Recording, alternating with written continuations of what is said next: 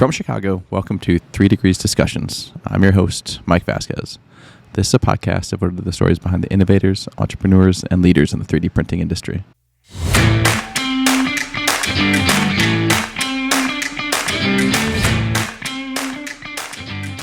The surgeon and the rep will get on a call with an engineer and designer. Basically, it'll plan it out, and ultimately the clinician is responsible for the plan. So they got to give it, sign of approval, and then move it forward.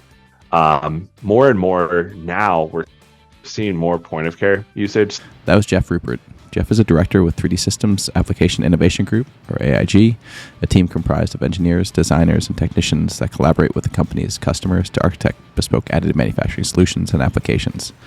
Renowned for his expertise in process control, validation, and characterization using metal AM within the medical device and other critical application areas, Jeph has supported the manufacture of more than 2 million medical devices to date and more than 100 customer 510Ks and CE marks.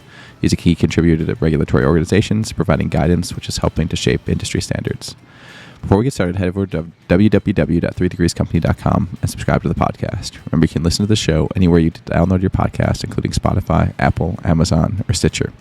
Also, if you or anyone in your company are looking for materials, qualification, and other general additive manufacturing support, reach out to the team through our website or via email at info@3degreescompany.com.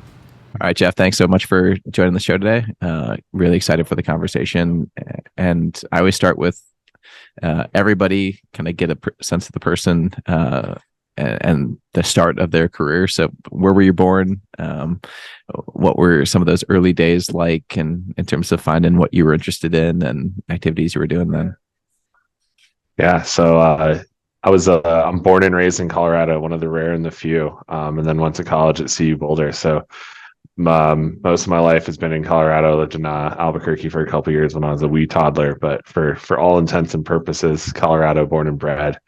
Went to CU Boulder actually on like a pre-med track. I wanted to be an orthopedic surgeon, and then got pretty tired of school.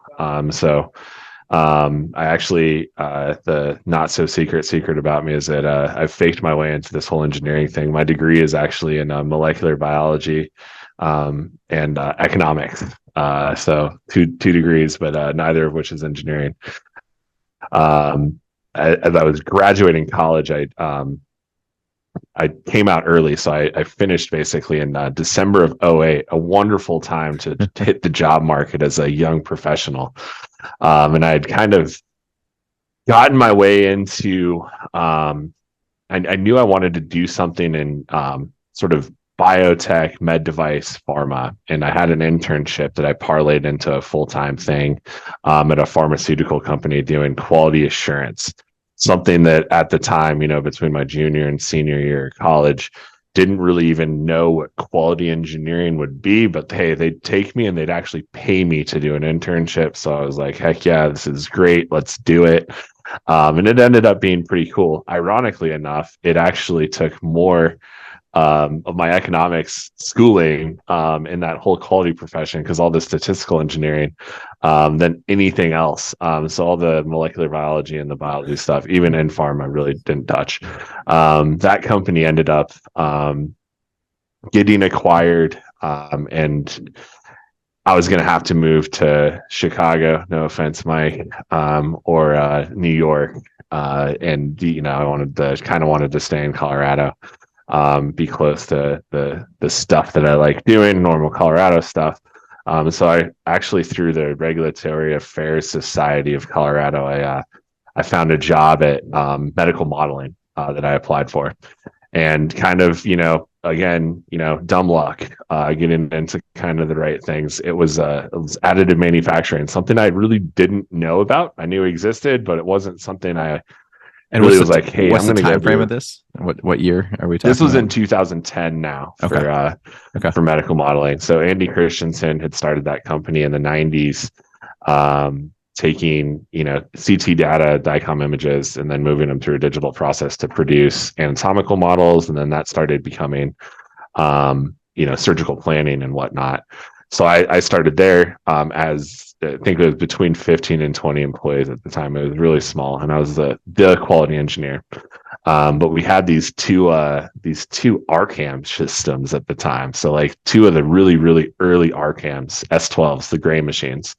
Some of the folks listening will probably know those and have mixed reactions to those, but we're here together. CalRAM had a couple at the time. ULA at North Carolina State had one. And then we had a couple for Med Device. And so started doing SLA stuff mostly back then, but plastics is too easy. So then got into metal because it was cool and there was a need there. So that's really where it started, like sort of towards the end of 2010, started working in E-beam Med Device. And we got the first additively manufactured implant to market back then. At the time, FDA could barely spell EBM. We really had a hard time spelling EBM too. It was a totally different ballgame back then. But with that, we kind of continued to grow that. And, there was a really strong titanium and 3D printed titanium and orthopedics was it just makes sense. There's just it just makes sense. The trick to it was always so finding applications was easy, but the trick was always finding the right way to validate the process, right? Because both from the regulatory standpoint and the OEM standpoint, there wasn't a lot of knowledge about it. And I mean, frankly, we were kind of flying by the seat of our pants too, doing a lot of characterization work, but there were still a lot of surprises back then. So that continued to evolve to be a relatively large part of our business. Then in 2014, medical modeling was acquired by 3D Systems. That same year, Layerwise was acquired. Layerwise was a company out of KU Leuven in Belgium that had become pretty well known for their titanium, but they had started as a spin out of the university printing fully dense titanium. But they started actually as a service bureau that was only building machines and software only to build parts, not build machines. So as 2014 came around, medical modeling got acquired in the spring, Layerwise got acquired in the fall, and that's where we started getting into the first the big laser system for 3D Systems, which was the Pro X320. You got to have a Pro X in the name back in the 2014 era. That's right. Of 3D Systems. You must. So then that's how we started getting into laser. That took me over to Belgium for a couple of years. So working in quality and operations there for a couple of years. The Belgian team was just technically super strong. We always joke that it was an army of PhDs. So if I wanted to go get a dissertation at any time in metallurgy, laser physics, anything, I could just go upstairs and figure it out.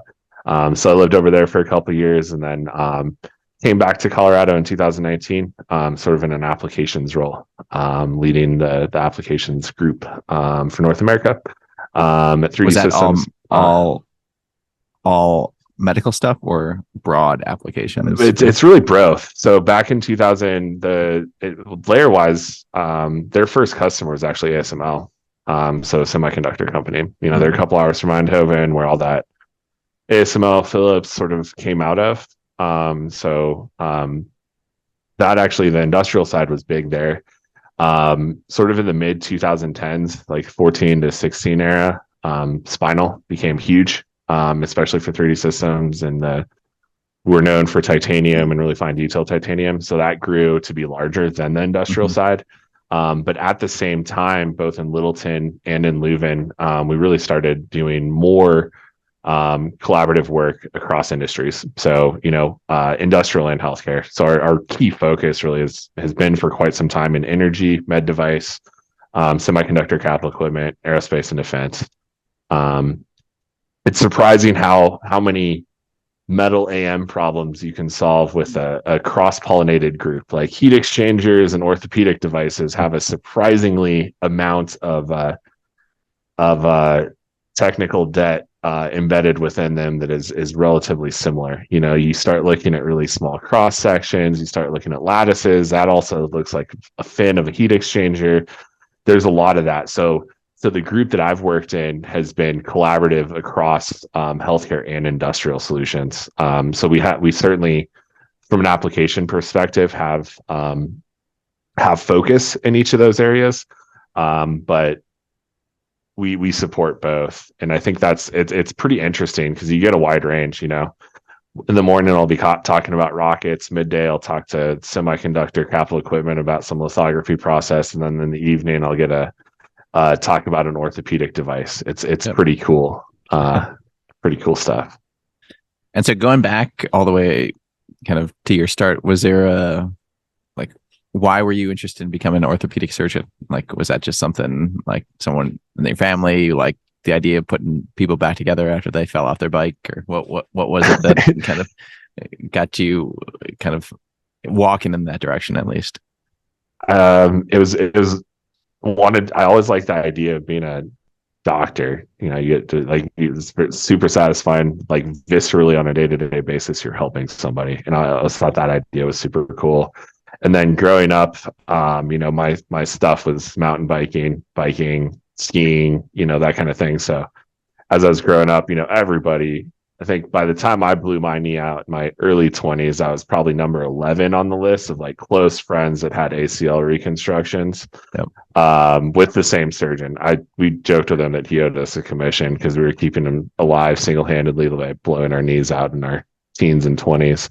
But it was really that on the orthopedic side, I was like I'm not handy by any means, but I like working with my hands to some degree. So I was paying my way through college doing landscaping and stuff. So it was fun to like work with hands. And I thought, you know, orthopedic surgeons, although surgeon part of it, you know, it's elaborate carpentry. It was the first time I went into an orthopedic OR. It was a visceral experience. It was actually right before I blew my knee out, and I was at a knee lab, which was great fun. But you get in there and it's like, oh, that's all stuff I can get at Home Depot. It's just all stainless steel, and I can go sterilize it. But like that's basically a Sawzall. That's just a drill. You know, it's elaborate carpentry. So that made it, you know, pretty cool. It wasn't like microsurgery and this kind of thing, but pretty quickly I was like, I just want to go to more school. So how else can I kind of get into this without having to do more school? Yeah. I blew my knee out, I think, in 2000. So I'm going on 23 years of having the cadaver implant, still holding strong. All good. All right. Yeah. I got my own hamstring, but yeah. Nice. And so stronger than my other one. It's crazy how that works, huh? Yeah. I've had no issues. So run a couple of marathons and nothing to complain about. Excellent. So tell me about the first time when you were at medical modeling. What was it like to see a 3D printer? What was going through your mind? So did you see it like when you read the job description, like you knew a little bit about it, but like when you first saw it in, like, was it at the office, at the interview? Was that kind of when you first saw your first printer? I mean, it was totally wild. I mean, you kind of, nowadays I see printers and like, oh yeah, this is just what I'll see a big CNC and that's way cooler nowadays. But the first time, you know, I had this image, and I think this is probably typical for a lot of people back in that time. You know, you kind of, FTM was kind of what you thought, or FFF, right? And then this is what you can do, basically hot glue gun, lay it down, and I figured that's what it would be. But we were running primarily SLA. We had one of the early objects, and then the RCAMs. So, I mean, just seeing, I knew photopolymers existed, but like the whole idea of stereolithography was wild to me. You just see green stuff, and then out of the goo, like like Terminator, you get this, you know, pretty darn high fidelity model out relatively quickly. And then the whole concept of EBM just blew my mind. You know, it still kind of does. It's kind of, you know, there's some saying that, you know, at some point, anything that feels like magic in science, there's, you know, those two things end up being pretty close. But it was totally fascinating. And then you start thinking about, like, you know, you start thinking about it as another tool in the tool chest, right? Of like, oh, that's a different way of boiling water, but we can get to a different place. But I mean, it was super exciting. It was pure dumb luck that I got into additive manufacturing and 3D printing, like pure dumb luck. But man, I'm glad I did. And do you want to talk a little bit? I mean, I don't think we've talked too much on the podcast about E-beam. Do you want to just give like a minute primer on kind of what it is compared to the laser technology, just for folks that may not be familiar with it? Yeah, so we kind of joke with like laser, we call it photon beam melting instead of electron beam melting. So instead of using light energy or infrared energy like you would in laser beam, it's emitted. Basically, it's a cathode ray tube in a vacuum chamber above powder. So similar type of powder, usually a little bit coarser than what would be done in laser. But essentially, you emit a electron beam through energy over a tungsten diode and push it through down to the powder bed. But it's essentially a cathode ray tube, so similar to like an old TV, operating at a higher background temperature and vacuum. Now, with that came a lot of complexity from a process standpoint. It's probably more of a complex process than laser. So I really value that. Now being prime, I don't even do anything in e-beam. So having that background towards laser, it was kind of nice to just jump right into the deep end. Those machines have gotten way better, but anybody that's ran an old S12 or an A1, you don't want your machines to have personalities, and they all had personalities. So it was a good way to learn a lot about everything from process controls and process engineering to metallurgy. It's kind of funny. My dad is actually a metallurgical engineer by training. He never did anything with it in his life, so I joke that I'm more of a metallurgical engineer than he is. But that was mostly learned at cocktail napkins at airport bars from a dear friend, Ryan Kircher. That's right. Yeah. Another guest of the podcast. Yeah. Yep. So with kind of talk more about your time at Medical Modeling and maybe some of the products and use cases. So you mentioned kind of the modeling aspect of medical, of medical 3D printed parts. Do you want to just talk a little bit at a high level for that? And then I can't remember as you were going through your background, were you also like kind of getting into the implant side as well and at that point? Yeah, absolutely. So came on and medical modeling, really the focus of medical modeling started as DICOM images, so CT and MR data, segmenting those. So basically putting those slices back together to create a three-dimensional model that back in the day was printed primarily in SLA. So anatomical models is its own thing, right? Used for like complex oncology cases, complex deformities. So like there was a lot of conjoined twins, trauma, oncology, and otherwise. That sort of moved into this whole surgical planning workflow that is a big part about what medical modeling and now 3D systems is about. So personalized healthcare solutions. So it really started off in sort of the craniomaxillofacial space, actually maxillofacial to start with. So planning, there's a whole slot of surgeries to realign bites. So side bite, overbite, underbite, orthodontic surgery is what it's called. And there's basically the state of that art back in 2008 or so was non-surgical planning, and by 2012 to 2014 almost all of them are planned, and nowadays it's just normal that all of them are planned. So what that looks like is actually taking a CT of the jaw, aligning the teeth, so either through an intraoral scan or a physical impression to basically plan the carpentry of the mouth. So cut here, don't cut there, move this left, move this right, to get good alignment post-surgery. That's moved into this huge, broad, personalized healthcare solution. Everything from cranial to orthopedic, long bone, joints, and otherwise. Basically, the idea being to reduce risk and time in OR to get better patient outcomes. So it's still most typically a personalized instrument to fit an off-the-shelf implant, but it's moving more and more to a personalized instrument to actually a personalized implant. The regulatory side of that gets a little spicy, but is still I think that's where the future will hold.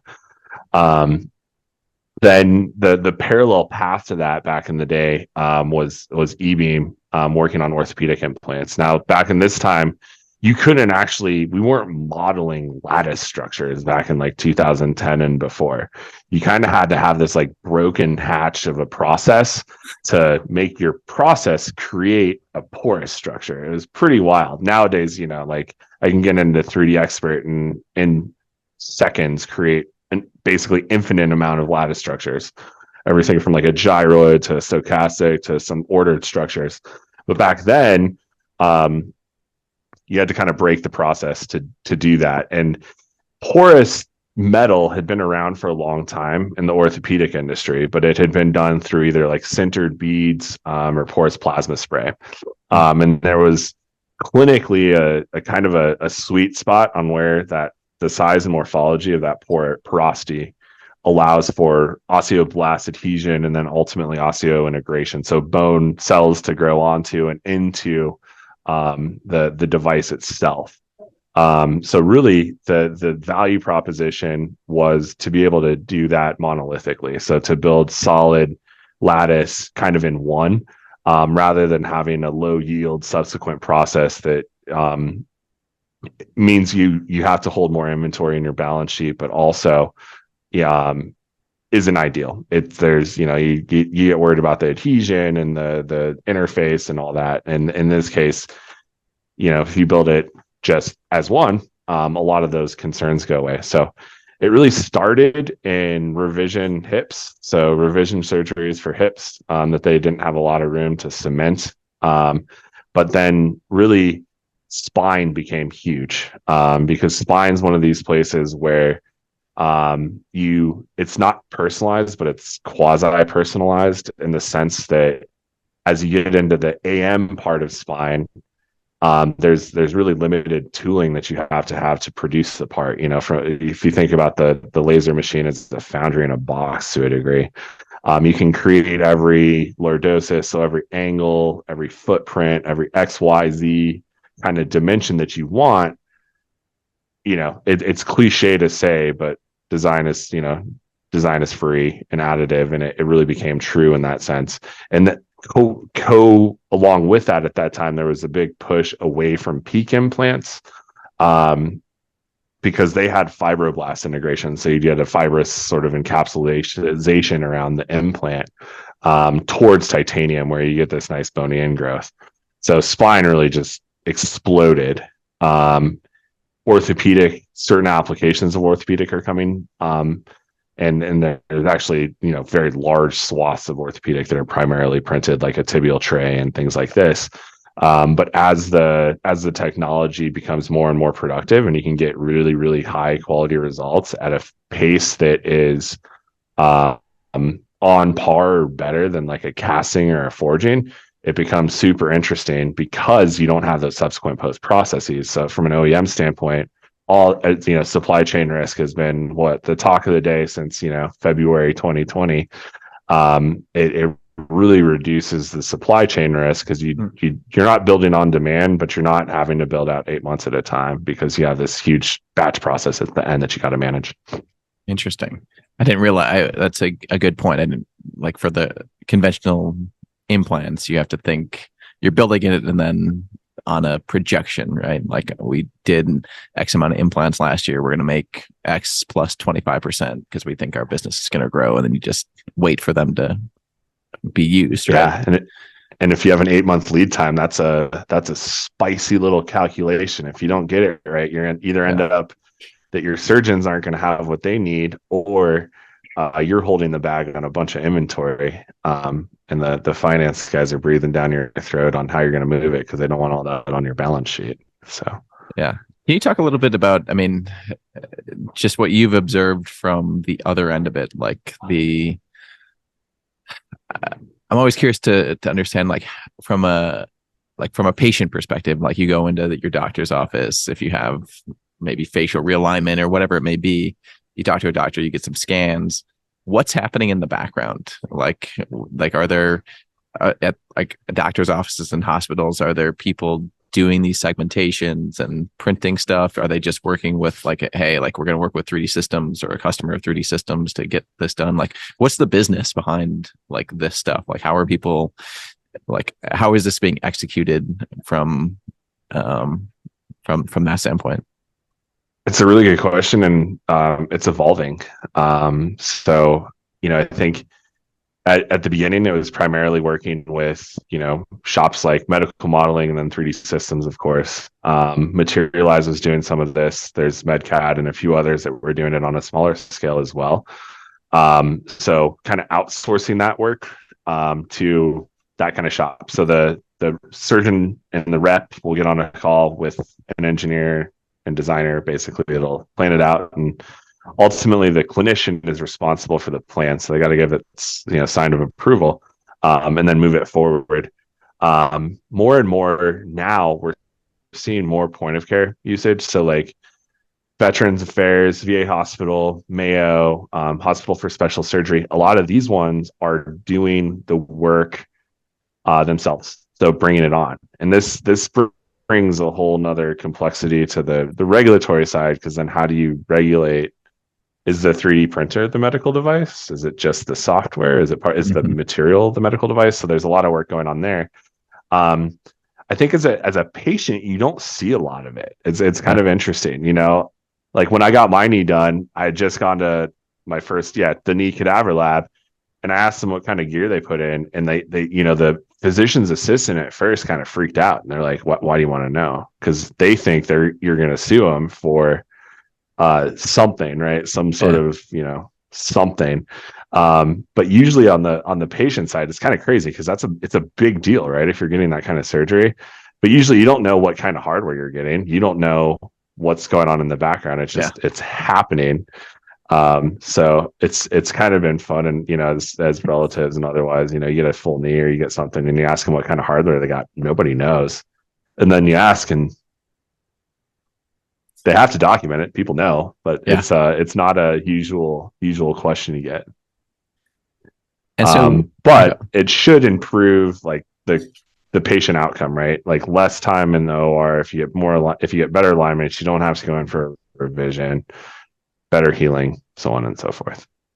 And how did your background in quality kind of help throughout this process? I mean, you talk about medical implants, it's just like aerospace, right? Like everything needs a quality system. You have traceability. You need to know where that powder came from, who made it, where they get the raw material from. Like all that stuff has to be documented somewhere. So maybe talk a little bit about that perspective. How's that helped? And what do you see as like some of the challenges there kind of as the industry evolves? Yeah. It's interesting because I mean, for the last like 5 or 6 years, actually more of my life has been on the industrial side. So working in different quality systems. So it's a different level, different jargon that you need to learn. But I think having that, that understanding of validation, qualification, certification, right? Like depending on the industry, you're going to call it something different, but it's all based on really solid quality engineering to a large degree, and process engineering. So, defining your process, understanding what your inputs and outputs are. From there, what are your effective ranges? What can you allow for? How can you control this? Usually following some level of risk-based approach, whether it's an FMEA or fault tree analysis or something, right? To sort of help understand, okay, this is my process. These are my risks. These are my failure modes. How do I mitigate these things? How do I work these things through? And then ultimately getting towards either, like different types of qualification, whether it's process, product, equipment, and in different industries, you kind of look at it differently. Like the rocket guys, they're not going to do a ton of process qualification because you're talking N equals tens maybe of a single part, right? It's not like an implant where we're going to produce tens of thousands of them.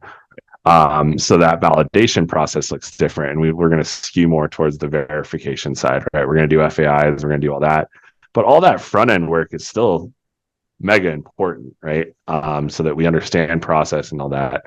I think it's been hugely valuable, having that background and that mindset.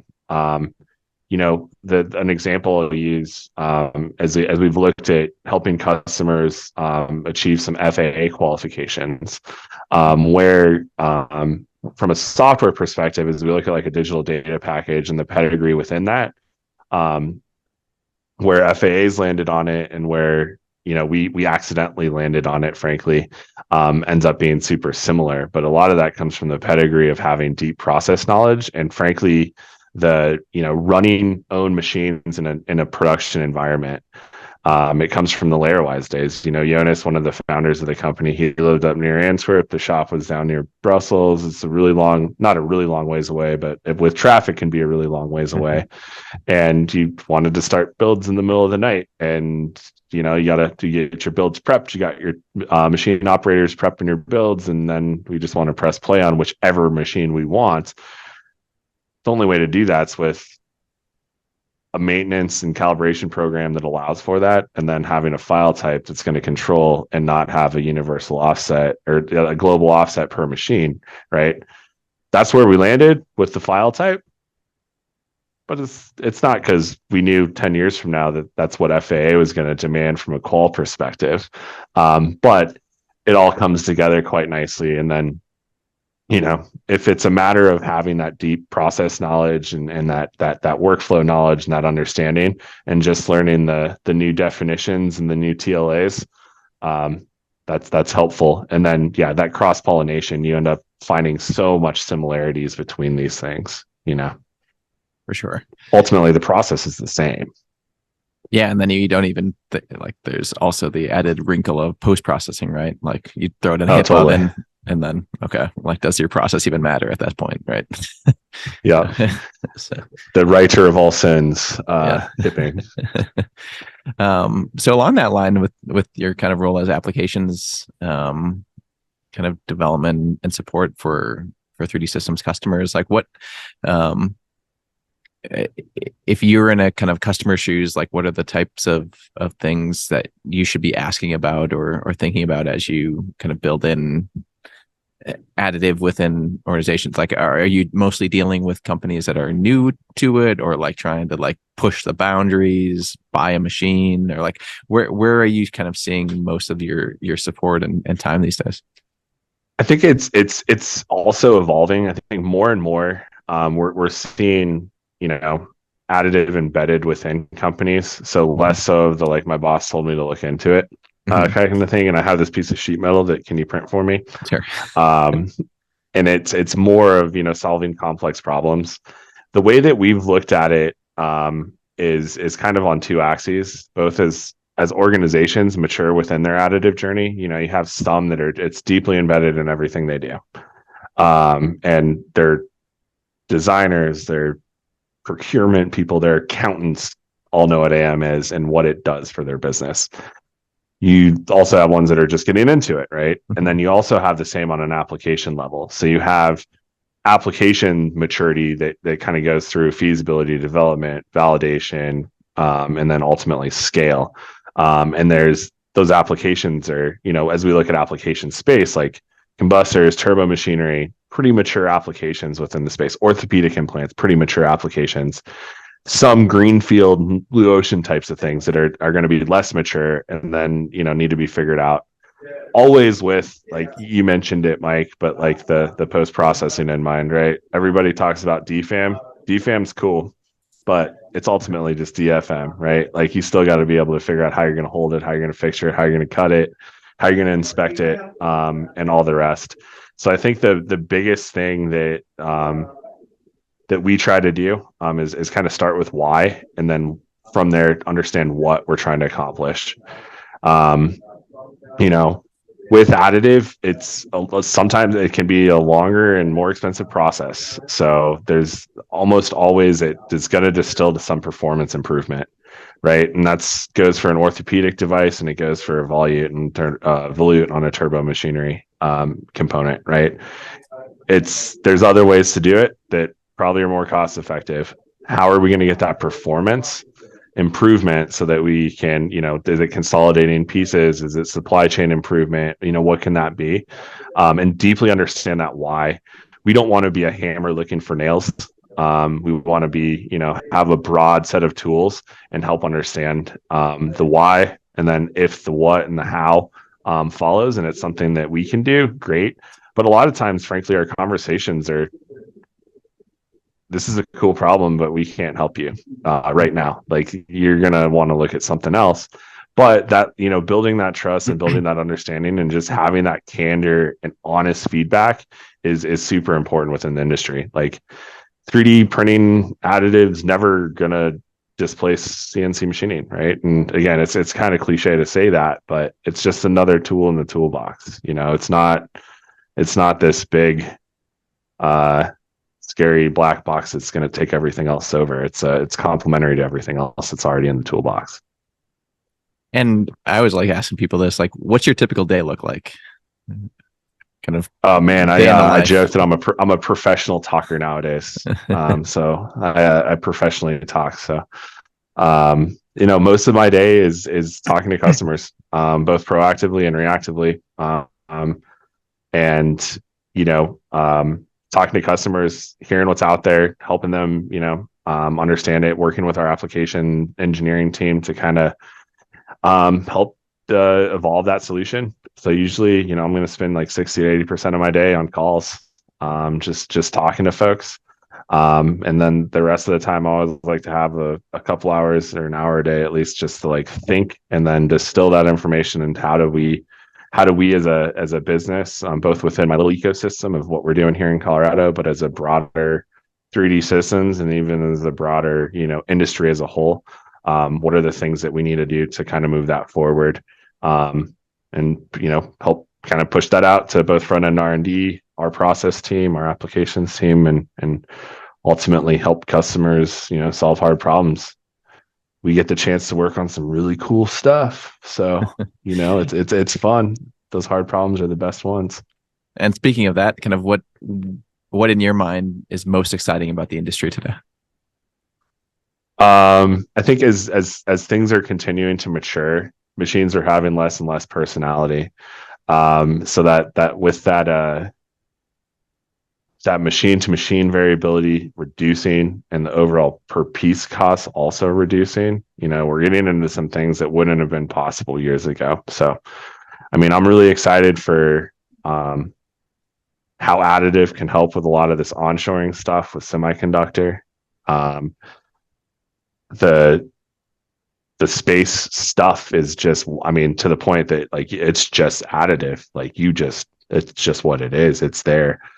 So that's just rad. I mean, we joke that, we make a lot of rocket surgeon jokes around here, because of the healthcare added and aerospace side. And then on the med device side, I want to see a lot of these castings and forgings that are typically produced. I'm super, super excited to see if we can't do what in primary large joint, what we've done in spine, and really completely change that market. So. Awesome.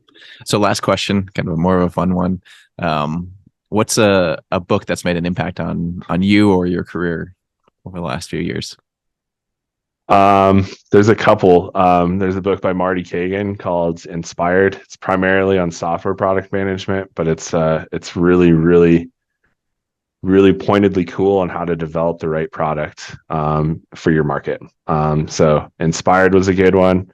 There's a book called Radical Candor, about kind of management and how to build a culture of candor without being a a-hole. And that has been super helpful on how I can help my team kind of develop in their career. Those are the two that I probably mentioned the most. Awesome. Cool. And where can we? Grit's another good one. Another good one. Yeah. Nice. And where can we see you? Are you going to be at any upcoming trade shows, AMUG, Rapid, or anywhere else this year? I think I'll do the usual circuit. I'll be at AMUG probably Monday through Wednesday. I got 2 young kids at home, so trying to be a little more reasonable on that. So I'll be AMUG a few days on my day AOS. I'll be at Rapid. And then some other more esoteric shows during the summer, some turbo machinery stuff and whatnot. So fantastic. Well, Jeph, thank you so much for joining the show. Good to catch up. We'll see you around the industry at the trade shows coming up, and we'll talk soon. Excellent. Thanks for having me, Mike. See you around.